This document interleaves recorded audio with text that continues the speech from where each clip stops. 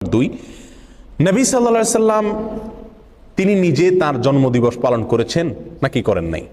কোন সাহাবী তার জন্মদিবস, নবী সাল্লাল্লাহু আলাইহি সাল্লামের জন্মদিবস পালন করেছেন নাকি করেন নাই?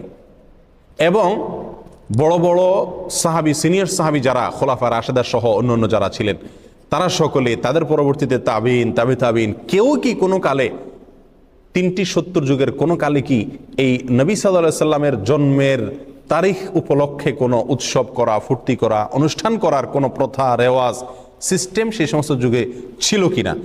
এর কথার এক কথায় উত্তরে আমরা বলবো, কোনো বইতে, ইতিহাসের কোনো বইতে, হাদিসের কোনো বইতে, কোরআনে তো নাই, কোনো জায়গায় একটি জাল বর্ণনাও নাই। কোনো ভাইরা দেখাতে পারবেন না। যেসব ভাইরা মনে করেন সঠিক, তারা মেহরবানি করে কিতাবপত্র ঘেটে একটি সূত্র বের করুন, যে সূত্রে পাওয়া যায় যে নবী সাল্লাল্লাহু আলাইহি সাল্লামের জন্মদিবস বা জন্ম তারিখ